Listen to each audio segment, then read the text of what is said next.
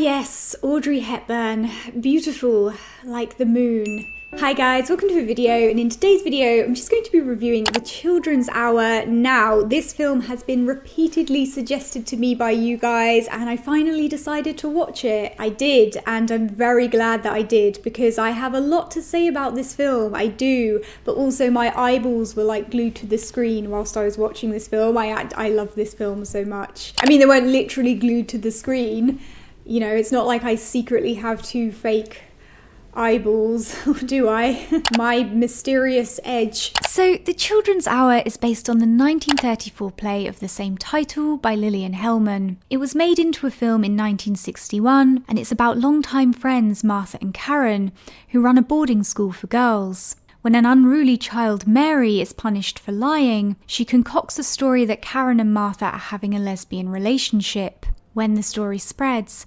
parents withdraw their children from the school. The accusation proceeds to destroy the women's careers, relationships and lives. But it also brings hidden feelings to the surface too. As a fun fact, in 1935, The Children's Hour as a play was banned from being staged in both Boston and London, despite it having opened on Broadway in 1934 to critical and popular success. The scandal associated with the play's lesbian theme was reflected in a 1936 film remake, These Three, for which a screenplay written by Hellman transformed the play's rumour of lesbianism into a rumoured love triangle centred around a man. The 1961 version that I'm reviewing, starring Audrey Hepburn and Shirley MacLaine, restored both the lesbian rumour theme and the original title. So, there you go. I would classify this film as a lesbian film because it deals with lesbianism in plain terms. However, because of the time period in which it was made, the film does still somewhat rely on suggestion and subtext. And I say somewhat because they don't completely rely on it, and in some ways this film is quite bold where lesbianism is concerned. Certainly a lot bolder than I expected it to be. Of course, lesbian cinema before the 1970s, possibly even the 1980s, had a very specific approach, and that approach was to make lesbianism synonymous with tragedy, immorality and self-loathing. And whilst The Children's Hour very much embodies this approach, there's still elements of this film which I find to be progressive for the time in which it was made. Audrey Hepburn is radiantly beautiful. I mean, was gifted by the goddess of beauty levels of radiant. In fact, most people in this film are very good looking and also very well dressed. It was a different time. Couldn't be me, I'm quite comfortable looking like a hobo, but the concept is nice. The Children's Hour is a product of its time for sure, and funnily enough, it reminded me a little bit of the book The Bell Jar by Sylvia Plath. Because even though The Bell Jar is set in the 1950s, there are parallels between the two in terms of portraying the perceptions around both women and homosexuality. I mean, in The Children's Hour, both women lose everything from this accusation of a homosexual relationship.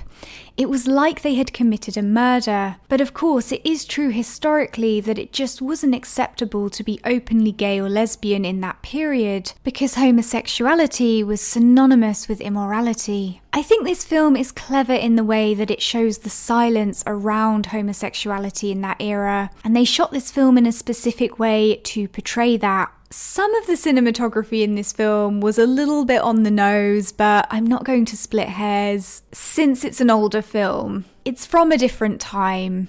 I thought Martha was really interesting as a character, and there's pretty strong lesbian subtext surrounding her from the get-go. I mean, Martha does not care for Karen's fiancé Joe. She does not care for him one bit.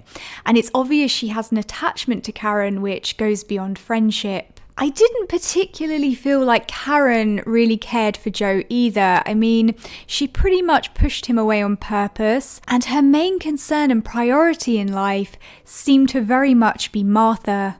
Whilst I think the point of Karen was ambiguity, there was a very obvious suggestion of repressed feelings between Martha and Karen, which is not at all subtle, and I think the film was trying to convey that there were feelings between them as much as it could, without making it too black and white. I nearly screamed when there was a love confession from Martha because I did not see it coming at all. It caught me completely off guard. Martha puts everything that she's feeling into words, which I also wasn't expecting. It was very high drama. Towards the end of the film, I naively thought that they might leave it open because Karen asks Martha to go away with her, which is so romantic, and as far as I'm concerned, that is where the film ended.